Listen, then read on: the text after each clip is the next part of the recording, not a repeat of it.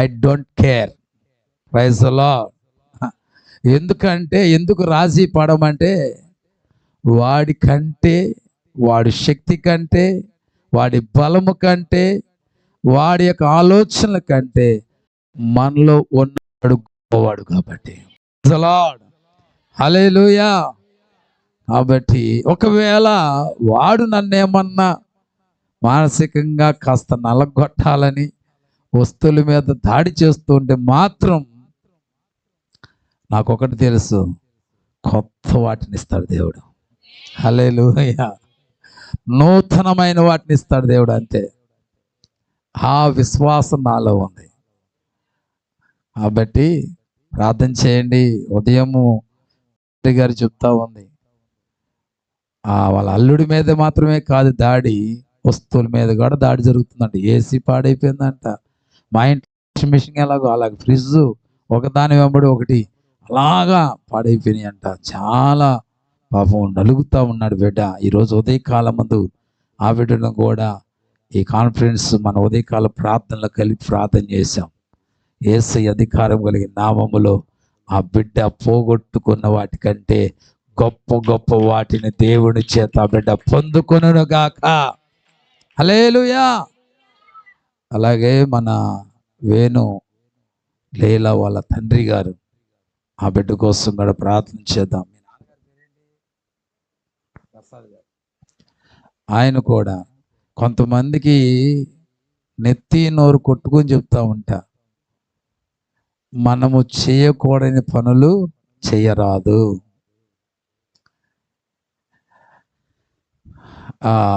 ఇక్కడ ఉమ్మి వేయరాదు అని బోర్డు పెట్టినప్పుడు అక్కడ ఉమ్మేశారనుకోండి,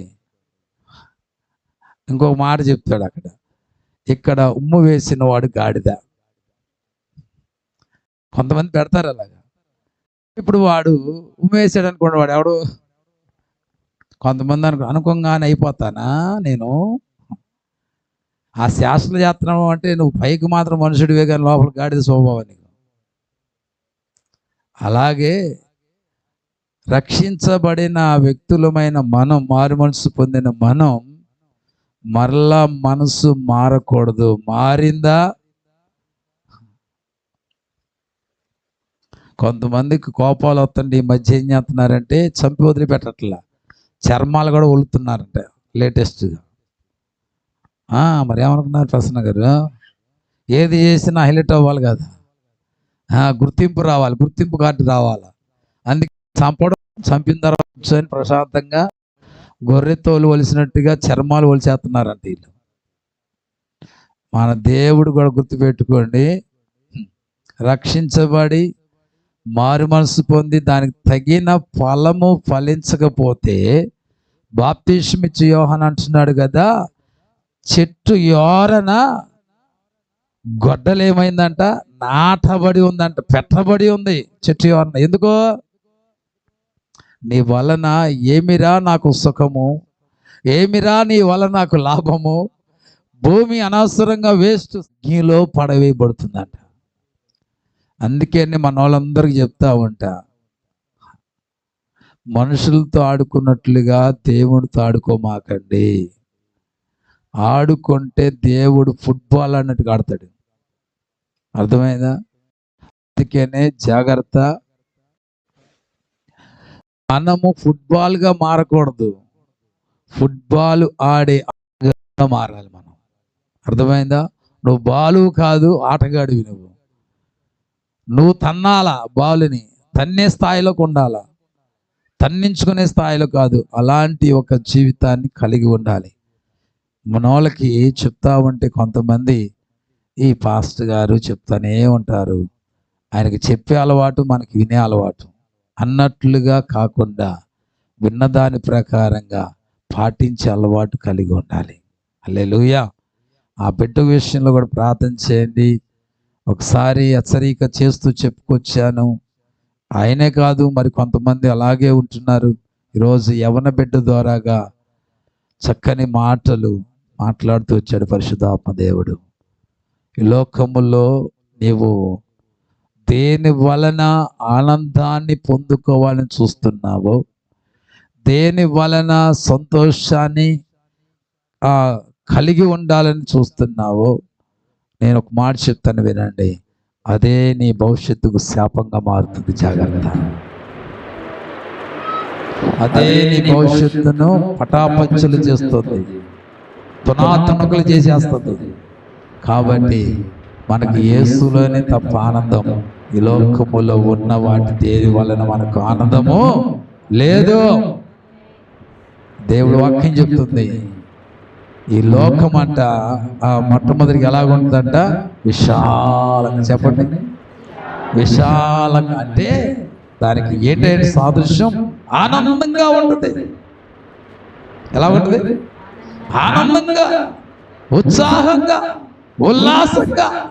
అస్సలు కొంతమంది చెప్తారు కదా, ఏంటంటే వీళ్ళు తాగినప్పుడు ఎలా కనిపిస్తుంది అంటే వీళ్ళకి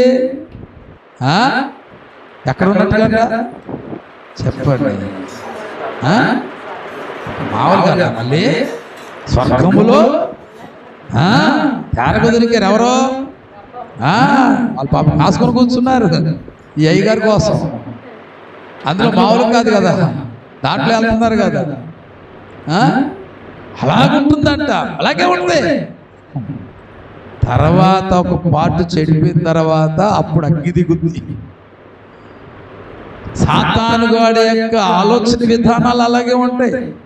మనం ఈ లోకములో ఉన్న వాటిల్లో దేంట్లో నువ్వు ఆనందం ఉందని ఎత్తుకుంటూ ఆనందిస్తున్నావు, అదే నా జీవితాలకు శాపముగా మారుతుందనే వాస్తవాన్ని గుర్తించాలి. హల్లెలూయా. ఒక చిన్న మాట చెప్తాను. ఉదాహరణకి 127వ కీర్తన 3-4 వచనాలు ఉంటుంది కదా, మనందరూ తెలిసింది తీమాకండి. ఆ చరణాలు కొద్దిగా ఒకటి అటు ఇటుగా ఉంటుంది, కానీ గర్భఫలము చెప్పండి, అవునా? గర్భఫలం ఎవరిస్తారు? అది దేవుడిచ్చే బహుమానం. అంటే సంతానం అనేది దేవుడిచ్చే బహుమానం. కానీ ఆ బహుమానం కొరకు నువ్వేం చేస్తున్నావు అంటే, ఎవరైతే గర్భఫలం యెహోవా ఇచ్చు బహుమానం అని చెప్పారో, ఆ బహుమానం ఇచ్చే దేవుని దగ్గర గడపడానికంటే అక్కడికి మినహాయింపు ఇంకా ఎన్ని స్థలాలు తిరుగుతున్నారో, ఎన్ని చోట్ల తిరుగుతున్నారో. బహుమానం ఇచ్చేదారు దేవుడు, కానీ నువ్వు ఎక్కడెక్కడో తిరిగితే బహుమానం ఎలా పొందుకుంటావు?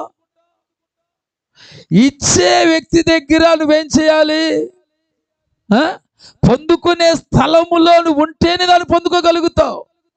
ఇచ్చేది దేవుడు కాబట్టి ఆయన సన్నిధిలో ఉంటే పొందుకుంటావు. కానీ ఆయన సన్నిధిని విడిచిపెట్టి ఎక్కడ తిరిగినా ఫలితం అనేది ఆయాసము, ఉబ్బసము, ఆవేశము, అనారోగ్యము, ఆర్థికంగా నష్టపోవడం, ఇవి తప్ప ఏముండవు.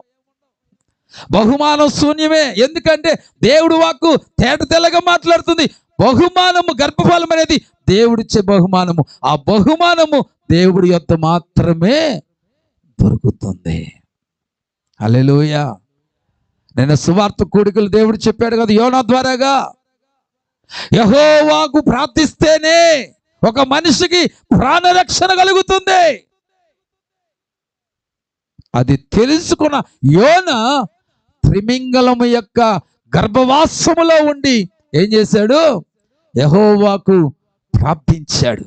అందుకనే త్రిమింగళం ఏం చేసిందంటే సముద్రంలో కక్కల ఒడ్డును కక్కింది. ఎక్కడ కక్కింది? ఒడ్డును కక్కింది.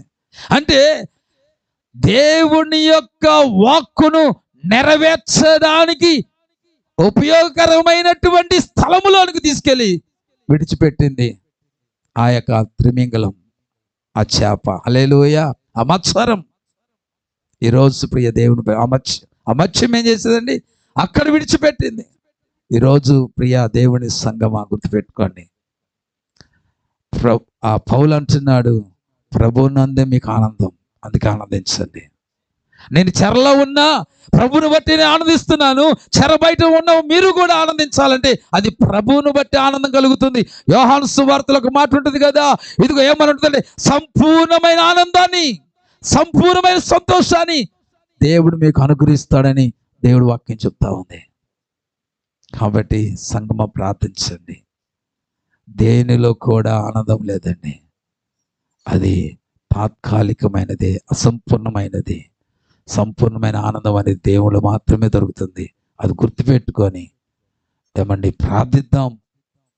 అలాంటి ఒక తెలివితేటలు లేక ఈ లోకములో ఉన్న వ్యసనాలకు బానిసలైపోయి దానిలోనే సుఖం ఉంది, దానిలోనే ఆనందం ఉంది, దానిలోనే సంతోషం ఉంది అని అజ్ఞానులుగా జీవిస్తున్న వారి యొక్క మననేత్రాలు తెరవబడినట్లుగా సంగమా నువ్వు మెలకువగలిగి ప్రార్థించవలసిన దినములోనికి వచ్చాం మనం. హల్లెలూయా, హల్లెలూయా. రేపు 4వ తారీఖు తేలుతుంది, రిజల్ట్లు వస్తాయి. అప్పుడు అసలు విశ్వాస వీరులు ఎంతమంది బయటపడతా ఉంటారు. ఇక వాళ్ళ విశ్వాసానికి పరీక్షలు స్టార్ట్ అవుతాయి. హల్లెలూయా, హల్లెలూయా. దేవుడు మాట్లాడే ప్రతి మాటలు నెరవేర్చబడే రోజులు ఆసన్నమవుతా ఉన్నాయి. లోకములో మీకు దీవెన, అంతేనా? స్టార్ట్ అవుతాయి రిజల్ట్ని బట్టి అంటున్నారు కొంతమంది. మరలా అదే వస్తుందని, దేని వలన ఒక క్రైస్తవుడికి శ్రమ అదే వస్తుందేమో. కానీ ఒకటి చెప్తున్నా, శ్రమలలో సైతం కూడా నువ్వు నిలబడితే శ్రమలు ఓడిపోతాయి. స్తోత్రం. శ్రమలకు కారణమైన వాడు లేకుండా పోతాడు. హల్లెలూయా.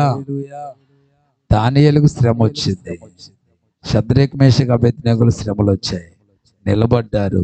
శ్రమలు ఓడిపోయాయి. శ్రమలకు కారణమైన వారు కూడా లేకుండా పోయారు. హల్లెలూయా. అవునా? సింహాల బోన్లు వేయాలని పన్నాగ పన్నిన 122 మంది భార్యలు పిల్లలందరూ కూడా ఏమైపోయారు?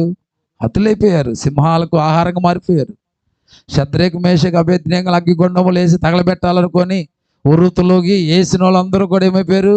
ఆ వేడికి కాలి బూడిదైపోయారు. హల్లెలూయా. ఉన్నారు వాళ్ళు, నిలబడ్డారు కాబట్టి దేవుడు వారిని నిలబడకుండా చేశాడు. స్తోత్రం. కాబట్టి ఆ రీతిగా ప్రార్థన చేద్దాము. బిడ్డల కోసం ప్రార్థన చేయండి.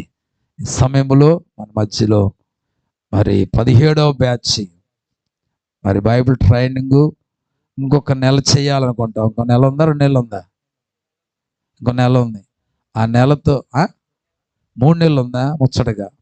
ఆ 3 నెలలు కూడా పూర్తి చేసుకుంటే బైబిల్ ట్రైనింగ్ పూర్తవుతుంది. ఈ లోపు ఆ బిడ్డ కాస్త ప్రాక్టికల్స్గా దేవుడు వాక్కును పంచే విషయంలో ఒక అవగాహన కలిగించడానికి గాను మన మధ్యలో ఈరోజు ప్రాక్టికల్గా మరి దేవుడు మాటలు అందిస్తూ ముందుకు వెళ్ళడానికి మన వద్దకు పంపించబడినటువంటి దానియేల్ ఆ యవన బిడ్డను మనందరూ చప్పలు కొడుతూ ఆహ్వానిద్దామా? ఒక 20 నిమిషాల పాటు దేవుని వాక్యాన్ని అందిస్తారు. పెట్టుకోవటం మీరు సప్పట్లు చూస్తుంటే సప్పగా ఉంది.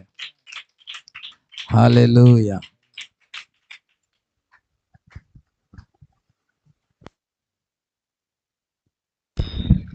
హల్లెలూయా.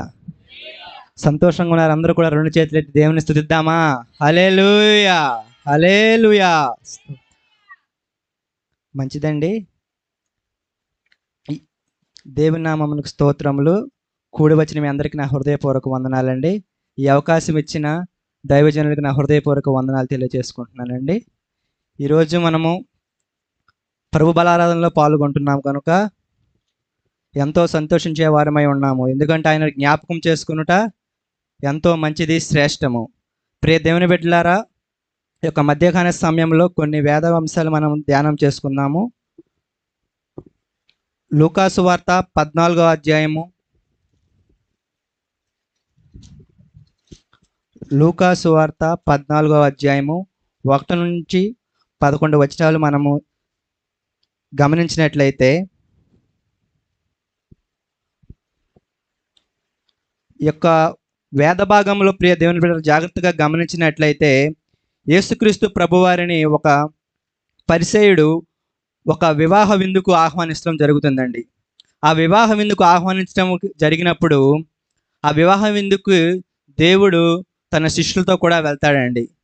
ఈ యొక్క మొదటి మాటలో వచనంలో మనం గమనించినట్లయితే ఆయన్ని పిలిచిన వారిని ఆయన ఎవరైతే ఆయనను పిలుస్తారో ఆయన తప్పకుండా వారి మనవి ఆలకిస్తాడు, వారి వద్దకు ఆయన వెళ్తాడు. అదేవిధంగా ఈ యొక్క వేద భాగంలో ఇక లూకా సువార్త 14 అధ్యాయం 1 నుంచి 11 వచనాలు మనం గమనించినట్లయితే మొదటిగా విశ్రాంతి దినమున ఆయన భోజనము చేయుటకు పరిసయ్యుల అధికారులలో ఒకని ఇంటిలోనికి వెళ్ళినప్పుడు ఆయన ఏమి చేయను అని వారు ఆయన కనిపెట్టుచుండిరి. హల్లెలూయా. అయితే అక్కడ వారు యేసుక్రీస్తు ప్రభు వారు ఏమి చేస్తారని చెప్పి పరిసయ్యులు ఆయన కనిపెట్టుకొనిచున్నారు. ప్రియ దేవుని బిడ్డలారా, ఎందుకు కనిపెట్టుకొనిచున్నారంటే 2వ వచనంలో మనం గమనించినట్లయితే అప్పుడు జలోదర రోగము గల ఒకడు ఆయన ఎదుట ఉండెను. హల్లెలూయా. ఒక జలోదర రోగం కలిగిన ఒక వ్యక్తి ఆయన ఎదుట ఉన్నాడు. ప్రియ దేవుని బిడ్డలారా, జలోదర రోగం అంటే శరీరము నిండా అవయవాల మధ్య నీరు చేరి శరీరంపై కూడా నీరుతో బబ్బులు వచ్చి నయం కాని ఒక రోగం అండి. ప్రియ దేవుని బిడ్డలారా, ఆనాటి కాలంలో నయం కాని ఒక జలోదర రోగం కలిగిన వ్యక్తి యేసుక్రీస్తు ప్రభు యొద్దకు వచ్చి, దావీదు కుమారుడా, యేసు ప్రభువా, నన్ను క్షమించి నా పాపములు క్షమించి నాకు స్వస్థత నిమ్మని చెప్పి ప్రాధేయపడడం గమనించవచ్చు. అప్పుడు యేసుక్రీస్తు ప్రభువారు విశ్రాంతి దినము అయినా సరే ఆ వ్యక్తిని స్వస్థపరిచి పంపించాడు. హల్లెలూయా. ఇక్కడ గమనించినట్లయితే యేసుక్రీస్తు ప్రభువారు విశ్రాంతి దినమున స్వస్థత కార్యం చేశారు కదా, ఆ విషయమై పరిసయ్యులు యేసుక్రీస్తుని అవమానపరచాలని చూస్తున్నారు. ప్రియ దేవుని బిడ్డలారా, మనం 3వ వచనం గమనించినట్లయితే యేసు విశ్రాంతి దినమున స్వస్థపరచుట న్యాయమా కాదా అని వారిని అడుగుతున్నాడండి. ఎలా ఎందుకు అడుగుతున్నాడు గమనించారు ఇక్కడ? అసలు అప్పటికి పరిస్థితులు ఏం అడగలేదు కదా, ఆయన ఎందుకు అడిగి ఉంటాడు? ఎందుకంటే హృదయాంతరంగంలో ఎరిగిన దేవుడు మన యేసయ్య. పరిసయ్యులు సిద్ధపడుతున్నారు యేసుక్రీస్తుని అవమానపరచాలని. విశ్రాంతి దినమున స్వస్థపరచాలని యేసుక్రీస్తుని చూసి, అయ్యో ధర్మశాస్త్ర ప్రకారం విశ్రాంతి దినమున ఏ కార్యం చేయకూడదే, యేసుక్రీస్తు ప్రభువారు స్వస్థత కార్యం చేస్తున్నారు, ఖచ్చితంగా ఆయన ప్రశ్నలతో అవమానపరచాలని చెప్పి ఆనాడు పరిసయ్యులు భావించారు. అది ముందుగానే గ్రహించిన యేసయ్య ముందుగానే అంటున్నాడు, విశ్రాంతి దినమున స్వస్థపరచుట న్యాయమా కాదా అని.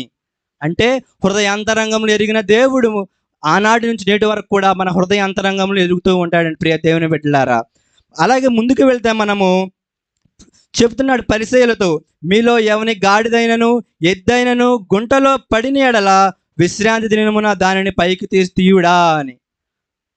మనము ఎంతో ఇష్టంగా ఆవుల్ని జంతువుల్ని పెంచుకుంటాం కదండి. అదైనా గుంటలో పడినప్పుడు వాటిని మనం అలా చూస్తూ వదిలేస్తామండి? వాటిని పైకి తీస్తాము.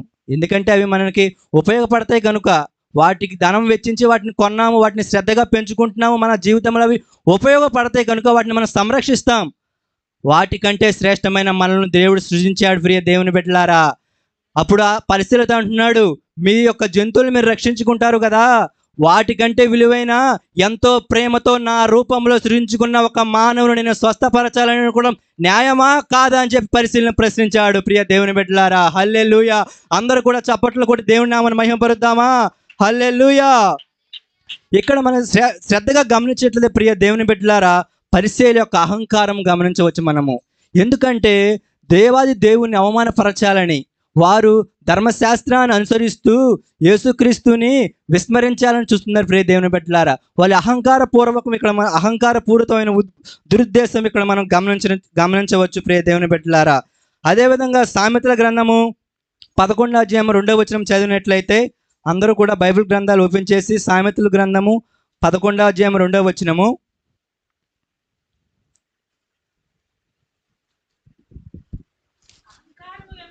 అహంకారం వెంబడి అవమానము వచ్చును,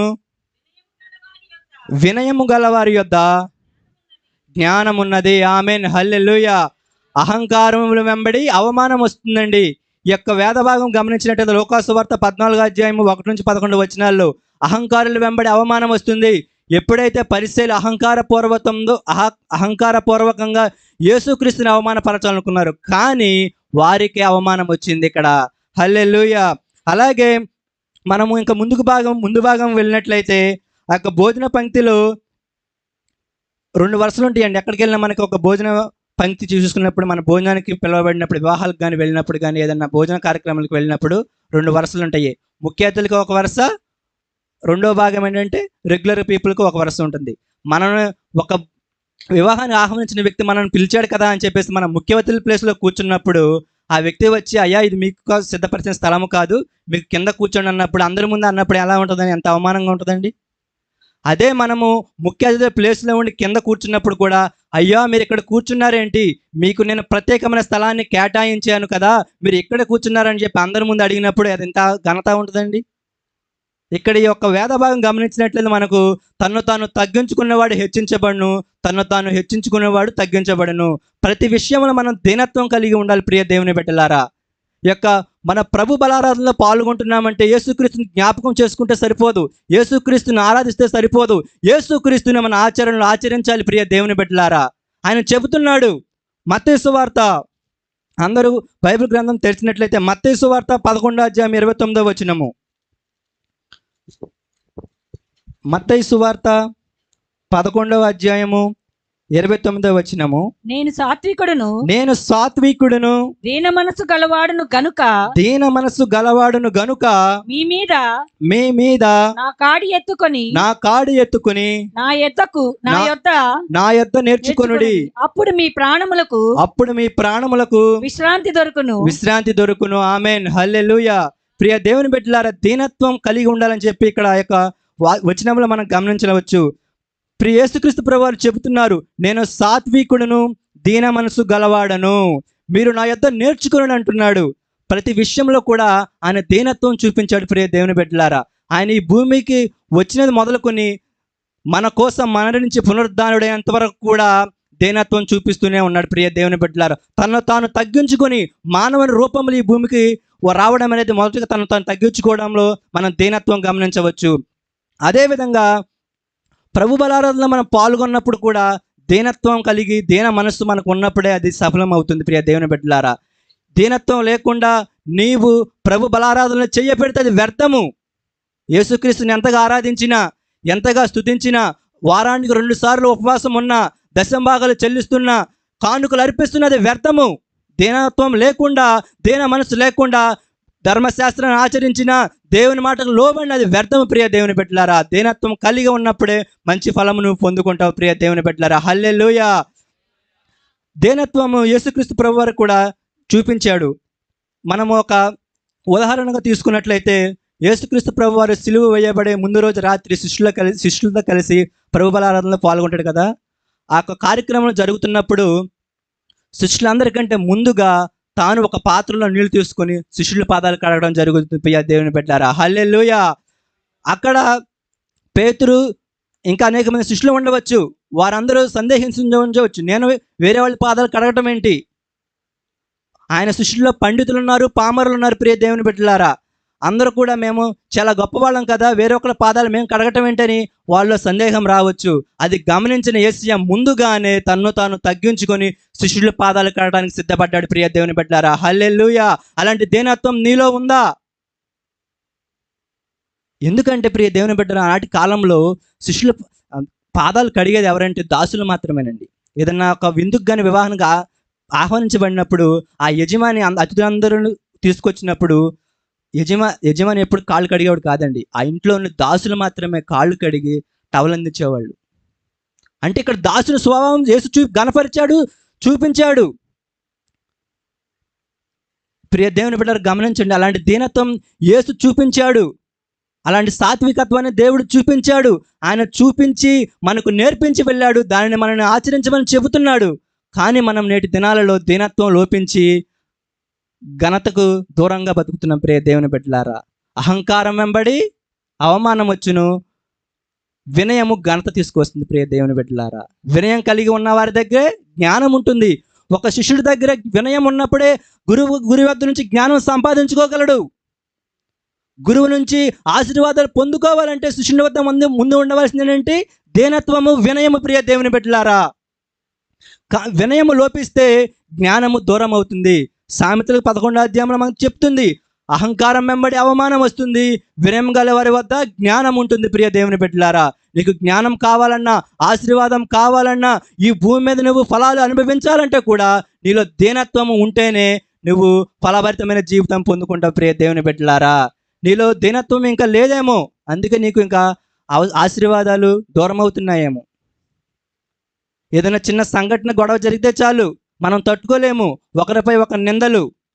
ఏదైనా చిన్న ఇద్దరు వ్యక్తుల మధ్య గొడవ జరగంగానే నోరేసుకొని పడిపోతారు చాలామంది. ఎందుకంటే నోరు పెద్దదైతే ఆ గొడవ మనం గెలవచ్చని నోరేసుకొని పడిపోతారు. భర్త ఏదన్నా మర్చిపోయి ఇంటికి వస్తే భార్య నోరేసుకొని పడిపోతాయి. ఇవి గుర్తుండవు నీకు, వ్యర్థమైనవన్నీ గుర్తుంటాయి అని చెప్పుద్ది. మనల్ని మనం తగ్గించుకోవాలి ప్రియ దేవుని బిడ్డలారా. లోకంలో ఒక సామెత ఉంటుంది కదా, అన్నీ ఉన్న ఆకు అణిగిమణిగి ఉంటుంది, ఏమి లేని ఆకు ఎగిరెగిరి పడుతుందంట. దీనత్వం మనలో లోపిస్తే అహంకారం వస్తుంది. అహంకారం వచ్చినప్పుడు గర్వం వస్తుంది. గర్వం వచ్చినప్పుడు దేవుని దృష్టికి నీవు అసహ్యంగా కనిపిస్తావు. హల్లెలూయా. మరొక ఎగ్జాంపుల్ మనం గమనించినట్లయితే, సౌలు దావీదు జీవితంలో దావీదు గొలియాతును చంపినప్పుడు ప్రియ దేవుని బిడ్డలారా, దావీదు దీనత్వంతో కలిగిన ఉన్నాడు కనుక తను తాను హెచ్చించుకోలేదండి. కానీ చుట్టూ ఉన్న ఇశ్రాయేలు అందరూ కూడా వారిని రక్షించారని చెప్పి దావీదుకు 10,000 కొలది స్తోత్రాలు, సౌలునకు 1,000 కొలది స్తోత్రాలు అని చెప్పి స్తుతించారు. అప్పుడు సౌలు కోపంతో, అసూయతో, అహంకారంతో దావీదుపై కోపం తెచ్చుకున్నాడు ప్రియ దేవుని బిడ్డలారా. ఎప్పుడైతే అహంకారపూర్వకంగా, గర్వపూర్వకంగా కోపం తెచ్చుకొని దావీదును దూరం పెట్టాడో అప్పుడే సౌలు పతనం ప్రారంభమైంది. దేవుని దృష్టి నుంచి దూరం అయిపోయాడు. ప్రియ దేవుని బిడ్డలారా గమనించండి, అహంకారం, గర్వం, కోపం నీలో ఉంటే సాతానుకు బందీ అవుతావు, ఈ లోకానికి దాసుడు అవుతావు. నువ్వు దావీదులాగా నిన్ను తగ్గించుకుంటే ఏదో ఒక దిన దేవుడు నిన్ను రాజుగా నియమిస్తాడు. హల్లెలూయా.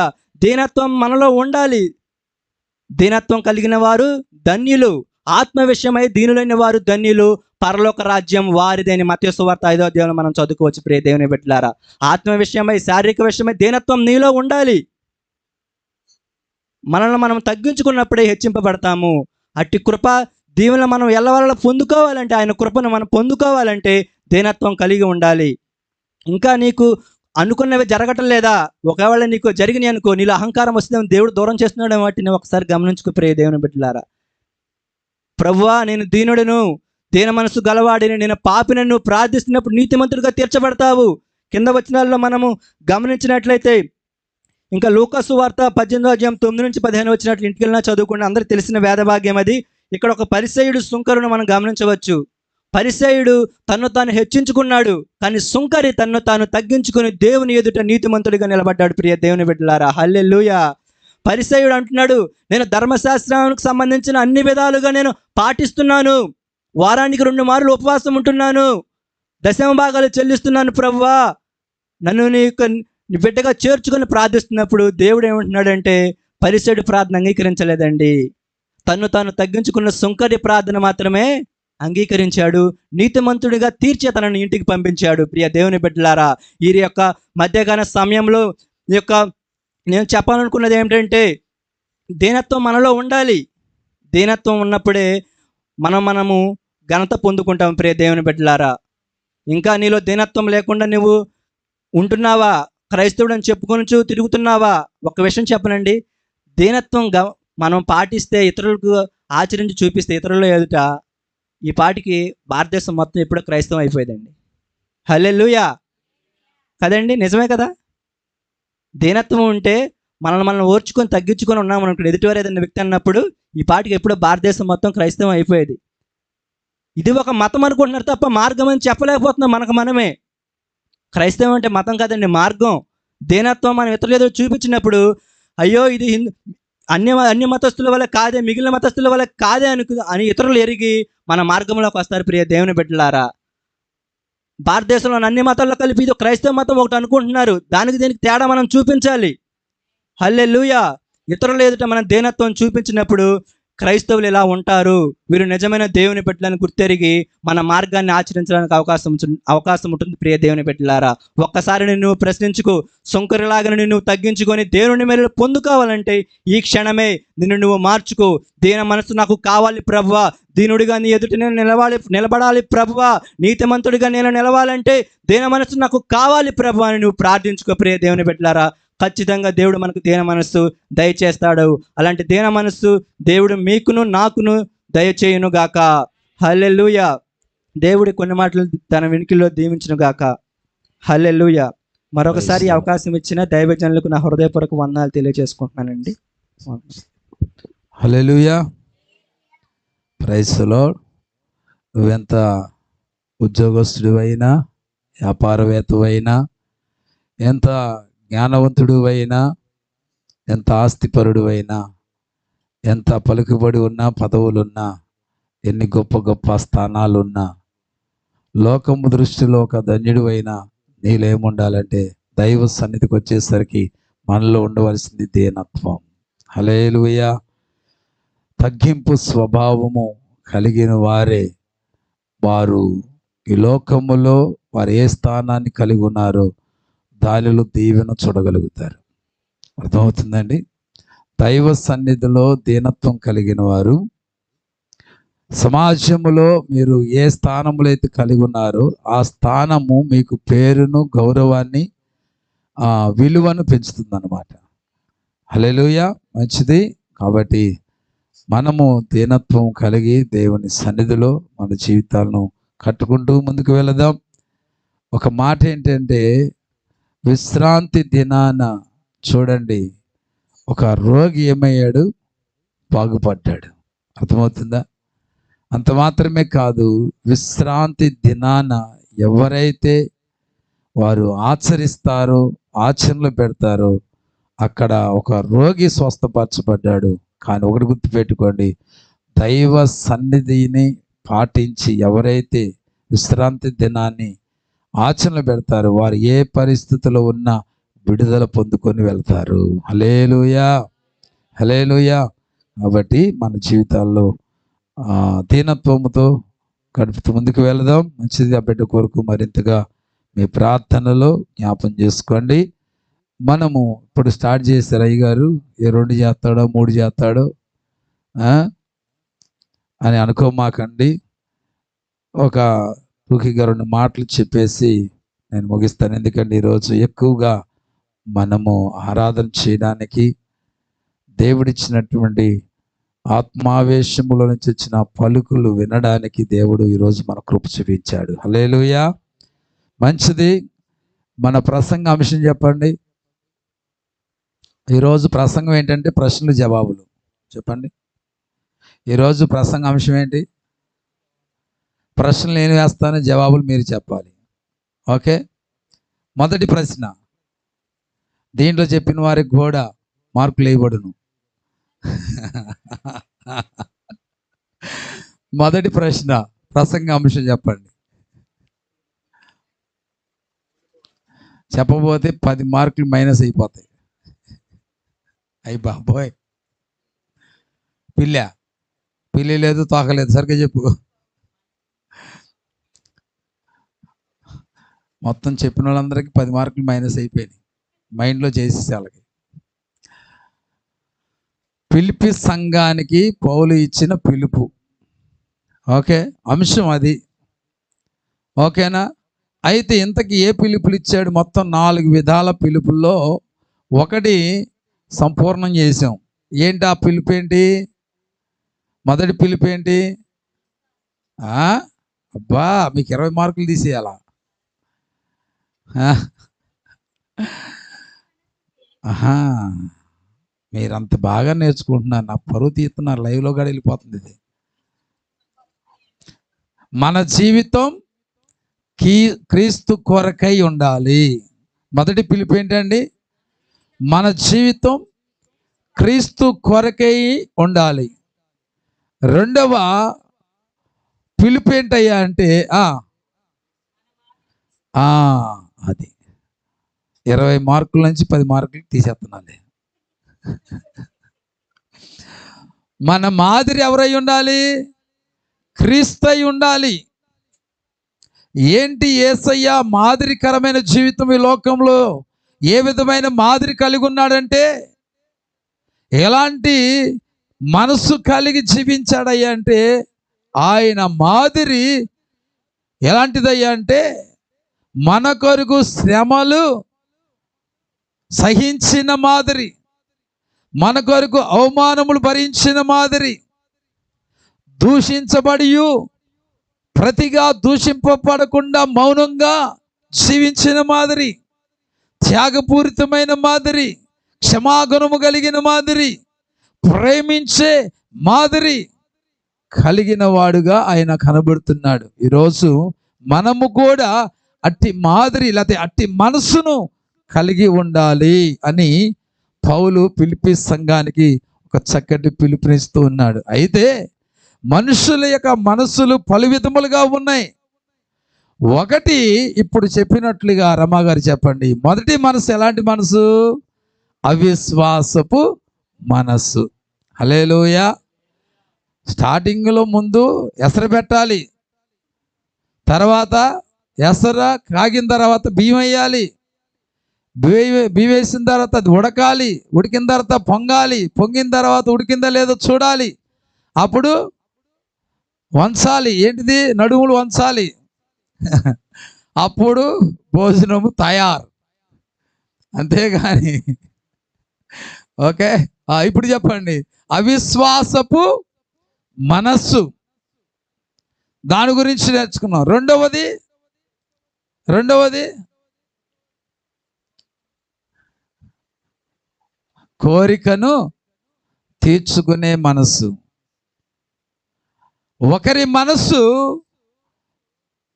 అంటే ఒకరి కోరిక ఎదుటి వారిని అవమానపరిచేదిగా మారింది. మరి ఒకరి కోరిక తనను నీచమైన దానిగా చేసింది. ఒకరి కోరికను ఎదుటి వారికి అవమానం తెచ్చిపెట్టింది. మరి ఒకరి కోరికను ఆమెనే నీచురాలుగా చేసింది. యజమానురాలయ్యుండి దాసి దృష్టి ఎదుట యజమానురాలు ఏమైపోయిందండి? యజమానురాలు యొక్క కోరిక దాసురాలు కనుదృష్టిలో నీచమైనదిగా ఎంచబడింది.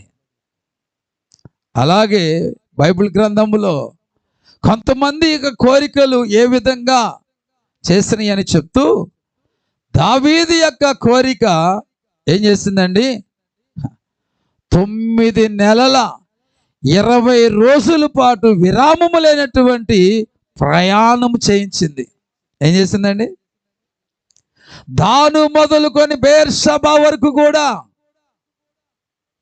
దావీదు దగ్గర ఉన్నటువంటి సైన్యాధిపతులందరూ కూడా ఏం చేసిందంటే 9 నెలల 20 రోజుల పాటు ప్రయాణము, విరామము లేనటువంటి ప్రయాణం చేయించింది. ఒకటి. రెండవది ఏం జరిగింది తెలుసా అండి?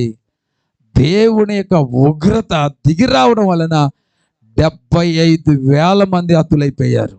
దావీదు యొక్క కోరికను బట్టి 9 నెలల 20 రోజుల పాటు విరామము లేనటువంటి ప్రయాణము చేయించింది. అంత మాత్రమే కాదు, అలాగ ప్రయాణము చేయటం మాత్రమే కాదు కానీ 75,000 మంది హతులవడానికి కారణమయ్యింది. చూడండి,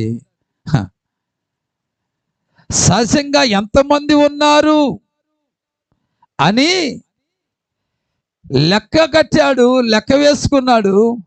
లెక్క వేయడం అనేది యోవాబు ద్వారాగా అది సరైనది కాదు, అది నీకు కరెక్ట్ కాదు. నీకును దేవుడికి మధ్య ఉన్నటువంటి ఆ సహవాసం బట్టి, ఆ బంధాన్ని బట్టి నువ్వు చేయుట అనేది అది మంచిది కాదని దేవుని ఆలోచన యోవాబు ద్వారాగా దావీదుకు తెలియజేస్తే, దావీదు ఏం చేస్తాడంటే లెక్కలేని తనముగా మాటను తీసుకొని తన ఆలోచన, తన కోరికను తీర్చుకోవడానికి ఏం చేస్తాడంటే సైన్యం అంతటిని కూడా ఇబ్బంది పెడుతూ వచ్చాడు.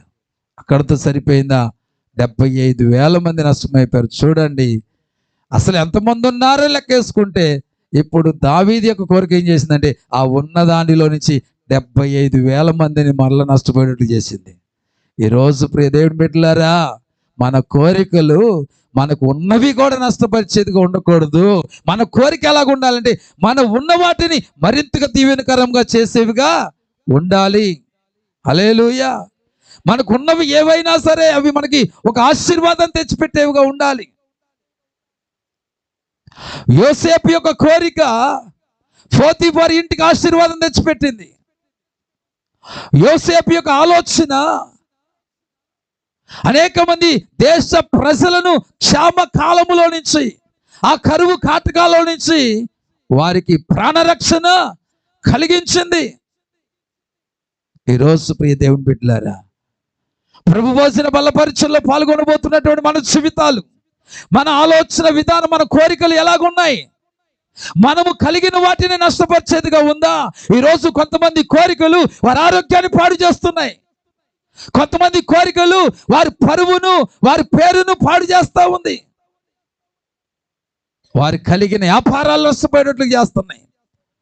వారి ఉద్యోగాలను కోల్పోయేటట్టుగా చేస్తున్నాయి. వారి కుటుంబాలు తలెత్తుకోకుండా చేస్తూ ఉన్నాయి. దావీదు యొక్క కోరిక చూడండి. అసలు ఎంతమంది ఉన్నారని టెన్షన్ పడుతూ లెక్కేసుకుంటే ఆ లెక్క కాస్త దాంట్లో నుంచి ఇంకో 75,000 మంది మైనస్ అయిపోయారు. ఏమండి, మళ్ళీ దాన్ని పూడ్చుకోవాలంటే మళ్ళీ ఎన్ని సంవత్సరాలు పట్టుద్దు కదా, అవునా కదా? కాబట్టి ప్రియ దేవుని బిడ్డ, చాలా జ్ఞానయుతంగా మన కోరికలు ఉండాలి. హల్లెలూయా. కోరికగా ఉంటే ప్రమాదం ఉండదు, కానీ కోరిక గుర్రం ఎక్కితేనే ప్రమాదం. కోరిక ఏమెక్కకూడదు, నిన్ను దాటి వెళ్ళకూడదు. అది స్తోత్రం. కొంతమంది కోరికలు హద్దులు దాటిపోతాయి, పరిమితులు దాటిపోతాయి, ప్రేమలు దాటిపోతాయి, బంధాలను దాటిపోతాయి. అలా దాటిపోయి వారి యొక్క బంధాలు తెగిపోతాయి, వారి ప్రేమలు చెల్లాచెదురైపోతున్నాయి. కాబట్టి జాగ్రత్తగా మన కోరికలు మనము కలిగి ఉందముగాక. కొంతమందికి కోరిక ఎప్పుడు పడుతుందో తెలుసా? ఎదుటి వారిని చూచినప్పుడు. ఎవరిని చూచినప్పుడు? ఎదుటి వారిని చూచినప్పుడు, ఎదుటి వారికి కలిగిన వాటిని చూచినప్పుడు లేని కోరికలు పుట్టుకొస్తూ ఉంటాయి. హల్లెలూయా, హల్లెలూయా. ఒక ఆయన పెళ్లి చేసుకునేటప్పుడు అడిగాడంట, నేను కట్టుకున్న భార్యకి కళ్ళు ఉండకూడదు అన్నాడంట. ఏముండకూడదు? ఎందుకయ్యా అంటే, భార్య కళ్ళు వాసినాయి అనుకో, అయ్యగారి పరుసు వాపు తగ్గిపోద్ది. ఏమైపోద్ది? అయ్యగారు పరుసు వాపు, వీళ్ళ కళ్ళు వాసినాయి అంటే అయ్యగారు పరుసు వాపు తగ్గిపోద్ది. ఎందుకు వాళ్ళ కళ్ళు వాయడం ఎందుకు, నా పరుసు వాపు తగ్గడం ఎందుకు? చేసుకునే వ్యక్తికి అసలు బయటికి తీసుకెళ్ళినప్పుడు అంత అయ్యింది తప్ప ఎవరు కనపడదు ఆయనకి. స్తోత్రం, హల్లెలూయా. ఈరోజు ప్రియ దేవుని బిడ్డలారా, చాలా జ్ఞానయుతంగా మన కోరికలు ఉండునుగాక. నేను అంటున్నాను, మీలో కలిగే కోరిక మీ ప్రేమను పెంచునుగాక. మీలో కలిగే కోరిక మీకు మరింత సంతోషాన్ని కలిగించునుగాక. మీలో కలిగే కోరిక మరింతగా మిమ్మల్ని దగ్గర చేయునుగాక. ప్రైజ్ ది లార్డ్, హల్లెలూయా. కొంతమంది కోరికలు ఏం చేస్తాయి అంటే ఎదుటి మనిషి మీద విరక్తి కలిగినట్లే చేస్తాయి, ఎదుటి వ్యక్తిని అసహించుకున్నట్లు చేస్తుంది. ఒకడికి కలిగిన కోరిక తన కన్న కూతురు చెప్తుంది కదా, నా తండ్రిని చంపేయండి. ఏమంటుంది? ఏంటమ్మా, నీ తండ్రిని ఎప్పుడైనా ఫోన్ చేసి పలకరించావా? ఎప్పుడైనా మీ తండ్రితో మాట్లాడావా?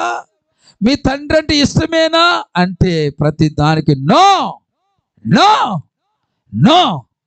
ఎవరు పలికారు ఈ మాట? కన్న బిడ్డ. హల్లెలూయా. మరి ఏమిటి మీ నాన్న విషయంలో నీ ఆలోచన? మా నాన్నను చంపేయండి, అదే నా ఆలోచన. ఒక కన్న బిడ్డ కన్న తండ్రి విషయంలో పలుకుతున్న మాట. అలాగ పలకడానికి కారణం తండ్రి మనసులో పుట్టిన పనికి మాలిన కోరికే. ఈరోజు ఈ మాటలు వింటున్న వారులారా, నీ మనసులో పుట్టుచున్న కోరికలు నీ కుటుంబస్తులు ఎదుట నేను ఎలా నిలబెడుతుంది? నీ కుటుంబస్తుల యొక్క దృష్టిలో నువ్వు ఎలా కనబడుతున్నావు? నీ కుటుంబస్తులు నేను ఏ రీతిగా ఎంచుతున్నారు? ఏ రీతిగా నేను విలువ కడుతున్నారు? నిన్ను ఒక్కసారి ఆలోచన చేసుకొని, ఒకవేళ నీ కోరిక నీ కుటుంబానికి అసహ్యమైనదిగా ఇప్పటికీ కొనసాగుతున్నట్లయితే జాగ్రత్త, అది మరింత నష్టాన్ని కలగజేయక ముందే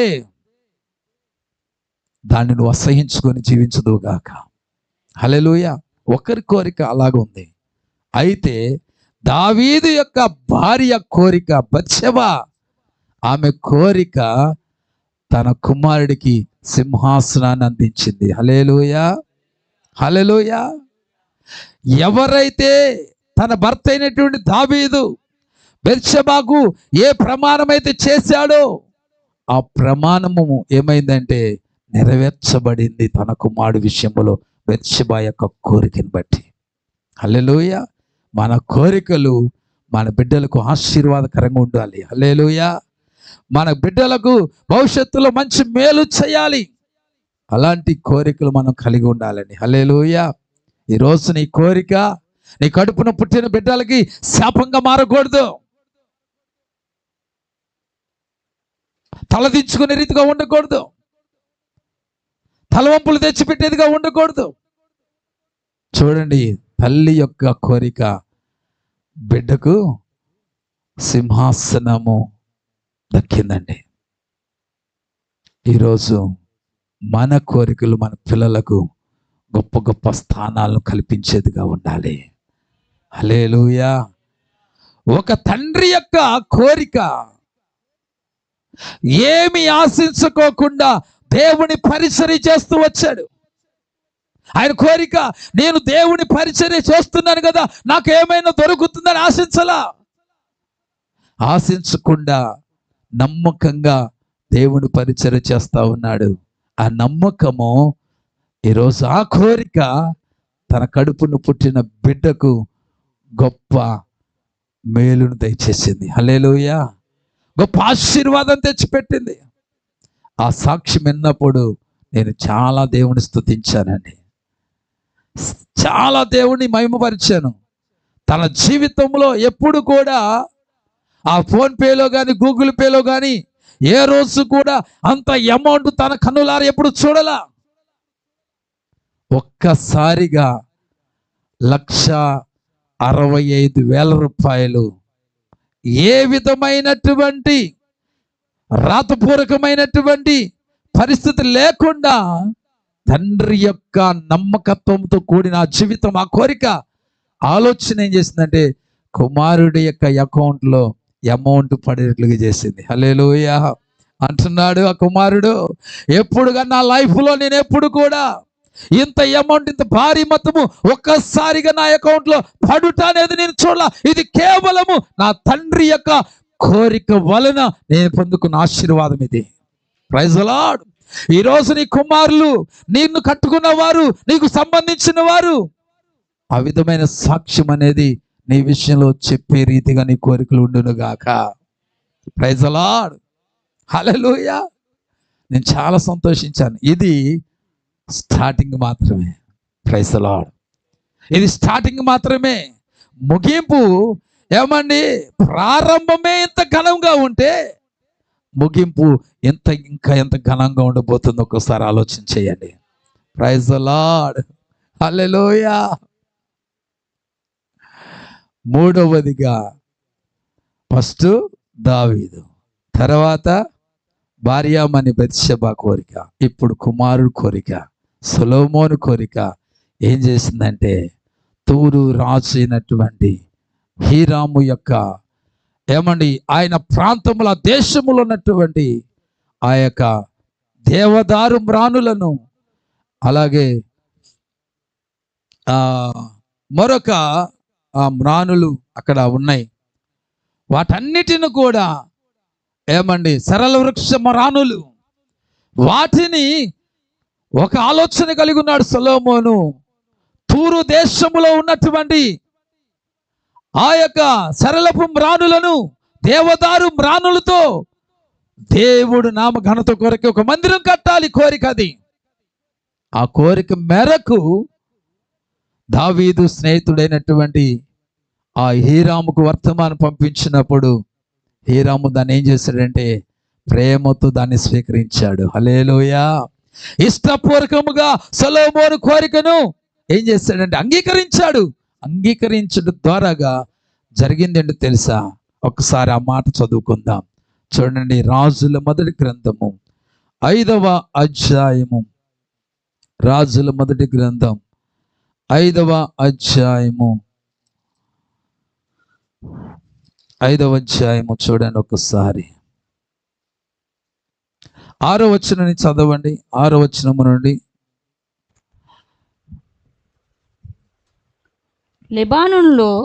లెబానోనులో దేవదారు మ్రానులు నరికించుటకై నాకు సెలవిమ్ము. నా సేవకులను నీ సేవకులను కలిసి పని చేయుదురు. మ్రానులను నరుకుటయందు సిదోనీయులకు సాటి అయిన వారు మాలో ఎవరును లేరని నీకు తెలియను గనుక నీ ఏర్పాటు చొప్పున నేను నీ సేవకుల జీతము నీకు ఇచ్చేదను అనెను. హీరాము సొలొమోను చెప్పిన మాటలు విని బహుగా సంతోషపడి ఏమంటాడంట? మనమైతే ఇచ్చింది కాక ఇంకా పని వాళ్ళు కూడా పంపించాలంట. ఇవ్వడమే గగనం. మళ్ళీ దానికి బదులుగా మళ్ళీ ఏం చేయాలంట? నరికే వాళ్ళు లేరంట, పనోళ్ళు లేరంట, పనోళ్ళు కానీ నేనే అప్పగించాలంట.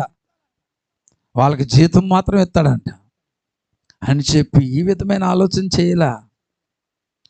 ఈరోజు మరొక మాట చెప్తున్నా, నీ కోరిక ఎవరినైతే కోరుతున్నావో వారికి బహుగా సంతోషాన్ని కలిగించాలి. Praise the lord. నీ కోరిక ఇతరులకు బహుగా సంతోషాన్ని కలిగిస్తే నీ కోరిక క్లియర్ అయిపోయినట్లే. స్తోత్రం. ఈరోజు మన కోరికలు మనము ఆరాధిస్తున్నటువంటి దేవుడికి బహుగా సంతోషము కలిగించేదిగా ఉన్నప్పుడే మన కోరికలు నెరవేర్చబడతాయి. స్తోత్రం. హల్లెలూయా. ఇక్కడ మాటలు విని ఆ హీరాముకు ఏమైందంట? బహుగా సంతోషపడి ఈ గొప్ప జనమును ఏలుటకు జ్ఞానము గల కుమారుని దావీదునకు దయచేసిన యెహోవాకు ఈ దినమున స్తోత్రము కలుగును గాక అని చెప్పెను. సొలొమోను కోరిక తూరునకు రాజు అయినటువంటి హీరాము సైతము కూడా దేవుని స్తుతించేటట్లుగా చేసింది. హల్లెలూయా.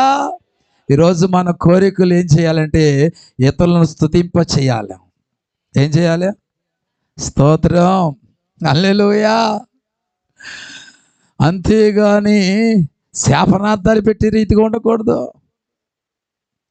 నీ కోరిక నిజంగా ఈరోజు యవన బిడ్డ సాక్ష్యం చెప్తున్నప్పుడు నా దేవుని స్తుతించాను నేను.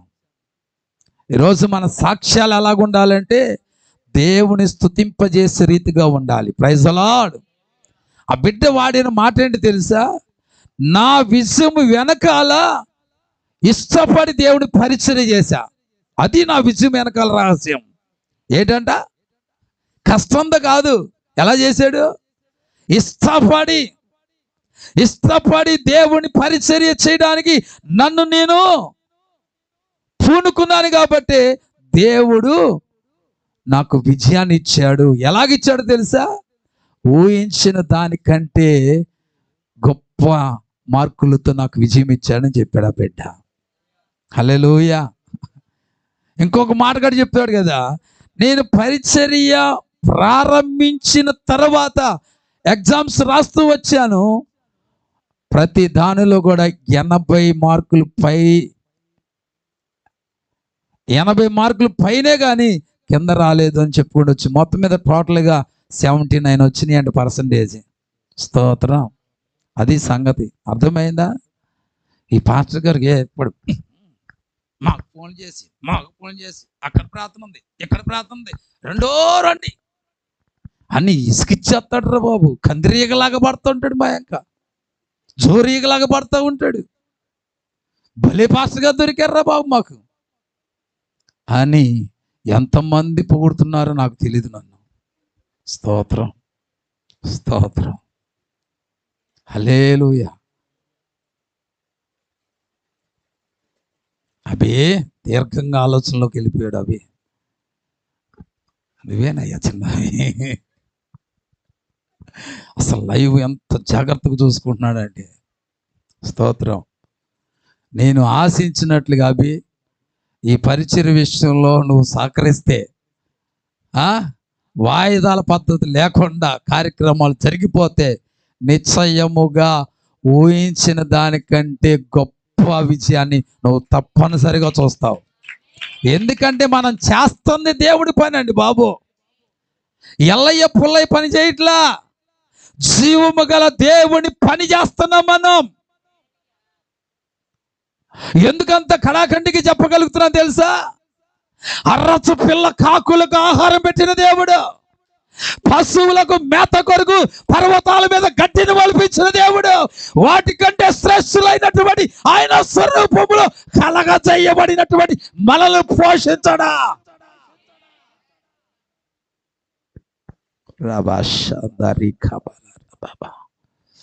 హల్లెలూయా. దేవుడి పట్ల అసంచలమైనటువంటి విశ్వాసము నీలో కలిగిన ఎడల దేవుని యొక్క మహిమను చూస్తావంతే. ఆ బిడ్డ చెప్తున్నప్పుడు నేను స్తుతించా, ప్రభువా నీ యవన కాలంలో ఉన్న ఈ బిడ్డ చెప్పిన మాట, బద్ధకస్తులు ఉన్నారు కొంతమంది, సోమరులు ఉన్నారు కొంతమంది, నిద్రమత్తు కలిగిన వాళ్ళు ఉన్నారు కొంతమంది, వారి మనోనేత్రాలు తెరబడును గాక. దేవుడి పరిచర్య అంటే దాక్కున్న వాళ్ళు ఉన్నారు, దేవుడి పరిచర్య అంటే అబద్ధాలు చెప్పే వాళ్ళు ఉన్నారు, దేవుడి పరిచర్య అంటే కాసిమది కథలు చెప్పే వాళ్ళు ఉన్నారు, లేనిపోయిన సాకులు చెప్పే వాళ్ళు ఉన్నారు.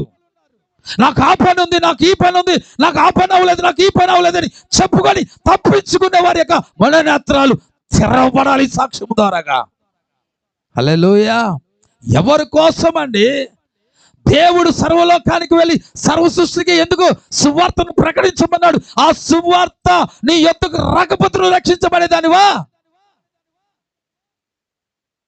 నీ కుటుంబాన్ని ఏలుబడి చేస్తున్న శాపము కొట్టివేయబడేదా? నీ కుటుంబాన్ని వేధిస్తున్న ఆ శోధన, ఆ వేదన, ఆ దుఃఖం, ఆ మనశ్శాంతి లేనిటువంటి వాతావరణంలో నుంచి బయటపడేదానివా? బయటపడేవాడివా? ఈరోజు క్షేమంగా ఉండగలుగుతున్నావంటే, భర్త ప్రేమను పొందుకోగలుగుతున్నావంటే, భార్య యొక్క ఆప్యాయతను అనుభవించగలుగుతున్నావంటే దానికి ఏకైక కారణం నీ కుటుంబాన్ని నా యేసయ్య రక్షించాడు కాబట్టి.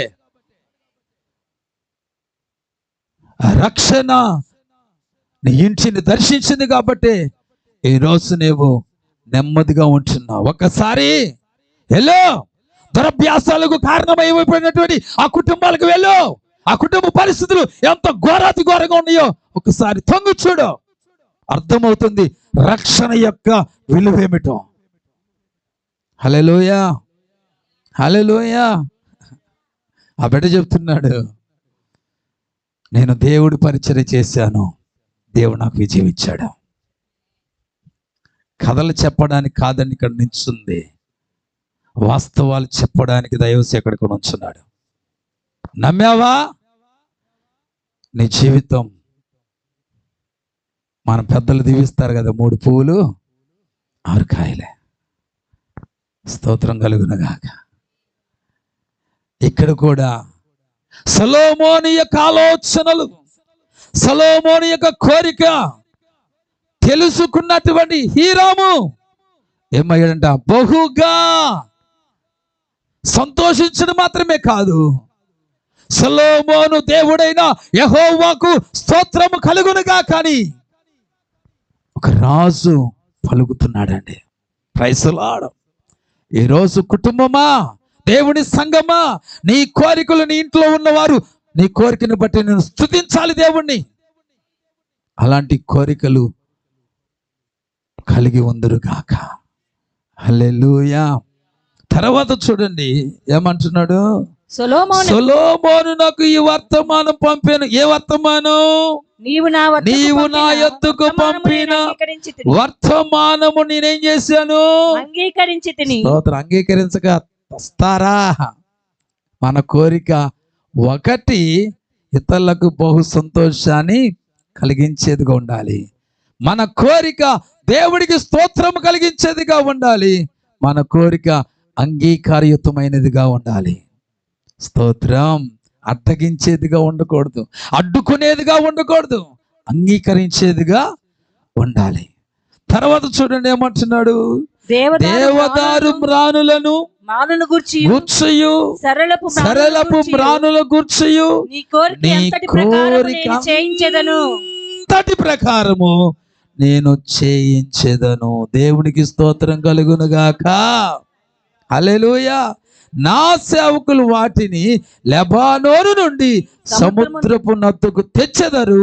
అప్పుడు వాటిని తెప్పలుగా కట్టించి నీవు నాకు నిర్ణయించు స్థలములకు సముద్రం మీద చేరినట్లు చేసి అక్కడ అవి నీకు అప్పగింపబడు బందోబస్తు నేను చేయుదును. నీవు వాటిని తీసుకొందువు. ఇందును గూర్చి నీవు నా కోరిక చొప్పున జరిగించి నా ఇంటి వారి సంరక్షణ కొరకు ఆహారము ఇచ్చెదవు. స్తోత్రం కలుగునుగాక. అసలు సొలొమోను అడిగింది కొంత అయితే ఆ రాజుగారు చేసింది ఇంకెంతో. Praise the lord. పాపం ఈయన అడిగాడు, కాస్త బియ్యండి చాలని అడిగాడు. మీకు అర్థం కావడం చెప్తున్నా.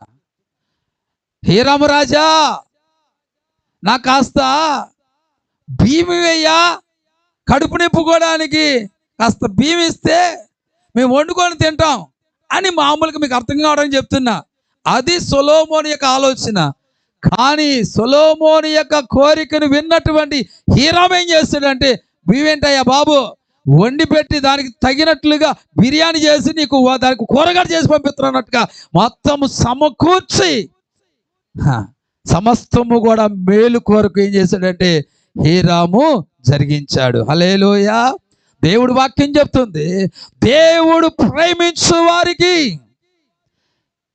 అనగా ఆయన చిత్తములో పిలువబడిన వారందరికీ కూడా సమస్తము కూడా సమకూర్చి మేలు కొరకు దేవుడు ఏం చేస్తాడు? జరిగిస్తా ఉంటాడంట. హల్లెలూయా. సొలొమోను కోరిక సొలొమోనును ప్రేమించినట్టుగా చేసింది. చేయడం బట్టి ఏమైందంటే సమస్తము కూడా ఆ సొలొమోను కట్టించే మందిరానికి మేలు కలుగునట్లుగా సమస్తం కూడా జరిగిపోయాయి. హల్లెలూయా. ఈరోజు నీ కోరిక ఎలాగుండాలంటే ఆ కోరికకు తగినది, ఆ కోరిక ఏదైతే ఉందో దానికి ఎక్కడ ఏ విధమైన అవరోధాలు ఆటంకాలు లేకుండా అన్నీ కూడా సమస్తము కూడా సమకూర్చి మేలుకరంగా జరుగునట్లుగా నీ కోరిక ఉండాలా. స్తోత్రం. హల్లెలూయా. అది వాక్యానుసారమై ఉండాలి. విరుద్ధమైనదిగా కాకుండా వాక్యానుసారమైనదిగా ఉండాలి. అది దేవుడు సంతోషించేదిగా ఉండాలి, దేవుడు అంగీకరించేదిగా ఉండాలి, దేవదూతల సమూహము స్తుతించేదిగా ఉండాలి. హల్లెలూయా. హల్లెలూయా. అలాంటి ఒక కోరిక మనము కలిగి ఉండాలి. ఇది సొలొమోను యొక్క కోరిక. ఎస్తేరమ్మ కోరిక ఒకటి ఉంది. ఆ కోరిక ఏంటి తెలుసా? ఈ కోరిక ఇంకా చాలా వెరైటీ. శత్రువుకు విందు ఏర్పాటు చేసి శత్రువు మీద జయం పొందిన కోరిక. ఏంటండి? శత్రువుకి విందు ఏర్పాటు చేసి శత్రువు మీద జయము పొందిన కోరిక. ఇది ఎంత గొప్ప కోరిక అండి ఇది. స్తోత్రం. మనకైతేనా శత్రువుకి విందులు పెడతామా? నిందలు పెడతాం. ఎందుకు పెడతాం? నిందలు వడ్డించి జయం పొందాలని చూస్తాం. ఎప్పుడు కూడా దేవుడి వాక్యం చెప్తుంది, కీడును కీడు చేత కాక మేలు చేత కీడును జయించాల. ఎప్పుడు హామానుకు అలాగే రాజుగారికి అమ్మగారు ఏం ఏర్పాటు చేసింది? రాజుగారు అనుకున్నారు, ఎస్తేరమ్మ నాకు కోరిక ఉందని, కానీ ఏమి రాణి గారు, ఏమి నీ కోరిక? రాజ్యములో సగభాగం ఇవ్వాలినా? చెప్పు, ఇచ్చేస్తా. నా ఆస్తిలో సగం భాగం కావాలి, చెప్పు, ఇచ్చి వేస్తా అనగానే ఎస్తేరమ్మ అంది కదా, అది వద్దులే నాయన, నువ్వు ఉన్నావు నాకు అంతే చాలు, కాకపోతే నా చేతి వంట నువ్వు మాత్రమే కాదు, యోధా జాతికి వ్యతిరేకముగా ఆలోచన చేస్తున్న దుష్టుడైన హామాను కూడా రావాలి. నేను పెట్టే విందు ఆరగించాలి. ఆరగించిన తర్వాత ఆ శత్రువు మీద విజయాన్ని పొందాలి. స్తోత్రం. అది కోరిక. ఈరోజు ఎస్తేరు కోరిక. అది ఏం కోరిక అండి? దుష్టుడైన అలాగే శత్రువుకు విందుని ఏర్పాటు చేసి శత్రువు మీద జయం పొందిన కోరిక. ఇవి భక్తుల యొక్క కోరికలు కలిగి ఉన్నారు. ఈరోజు నువ్వే కోరిక కలిగి ఉన్నావు? మన ఎదుట యేసు కోరిక చూడండి, త్యాగపూరితమైన కోరిక. స్తోత్రం. ఈరోజు దాంట్లో పాలిభాగస్తులమవుతున్న మనం, ఇది మన శరీరములో మన రక్తములో కలవబోతుంది, మన దేహములో కలవబోతుంది. ఇది పరిశుద్ధమైనది, పవిత్రమైనది. ఈరోజు నీ కోరిక ఎలాగ ఉండాలంటే పవిత్రమైనదిగా ఉండాలి, పరిశుద్ధమైనదిగా ఉండాలి. ఒకవేళ అపవిత్రమైన కోరికలతో ఇంకా మునుగు తేలుతూ ఒకవేళ దీంట్లో పాల్గొన్నావా, నిండా మునిగిపోతారు. అర్థమైందా? కాబట్టి కళ్ళు మూసుకుందాం, ప్రార్థన చేసుకుందాం. వాక్యపు వెలుగులో మనల్ని మనము సరి చేసుకుంటూ, ప్రభువా ఈ పునరుత్థానపు దినమందు పరిశుద్ధాత్మ దేవుడా నీ దాసుని నిలబెట్టి, అయ్యా మా కోరిక ఏమై ఉండాలో, ఏ విధమైన కోరికగా ఉండాలో, ఎలాంటి కోరికలు కోరాలో, ప్రభువా మా స్థాయికి మించి, మా అవసరతను మించి, మా బంధాన్ని, ప్రేమను, మా స్థానాన్ని, మా బాధ్యతను మించి మేము ఏమై ఉన్నామో మరచి కోరేవారంగా కాకుండా, ప్రభువా నీ వాక్యాన్ని జ్ఞాపం చేసుకొని నీ బిడ్డలమని గుర్తించి సొలొమోను హృదయములో కలిగిన లాంటి కోరిక మా హృదయములో కలుగును గాక. ఎస్తేరు యొక్క జీవితంలో కలిగిన కోరిక లాంటి కోరిక మా జీవితంలో కలుగును గాక. బెత్షెబా యొక్క జీవితంలో కలిగిన కోరిక లాంటి కోరిక మా హృదయములో కలుగును గాక. యేసయ్యా నీకు స్తోత్రాలు. అందరూ నోరు తెరిచి, ఒకవేళ నువ్వు పైకి పరిశుద్ధురాలుగా పరిశుద్ధుడిగా కనబడొచ్చేమో, కానీ నీ అంతరంగము అపరిశుద్ధంగా ఉందేమో. నీ మనసులోంచి పుట్టుకొస్తున్న కోరికలు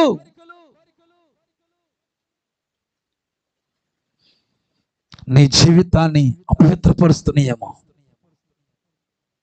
ఈరోజు ప్రియ దేవుడు, నువ్వు ప్రార్థన చేస్తున్నావు కానీ ప్రార్థనలో పరిశుద్ధత లేదు. స్తుతిస్తున్నావు కానీ స్తుతిలో పరిశుద్ధత లేదు. కన్నీరు కారుస్తున్నావు కానీ కన్నీటిలో పరిశుద్ధత లేదు. చప్పట్లు కొడుతున్నావు కానీ చప్పట్లో పరిశుద్ధత లేదు. కారణం నీ మనసులో పుట్టుతున్న ఆ చెడు కోరికలే.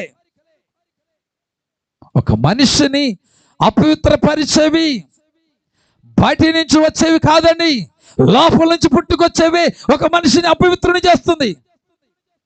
ఈరోజు నిన్ను నీవు కలిగి ఉన్న ఆత్మీయతను లేదా నీ భక్తిని అపవిత్రపరిచే ప్రతి కల్మషము యేసు నామములో శుద్ధి చేయబడును గాక.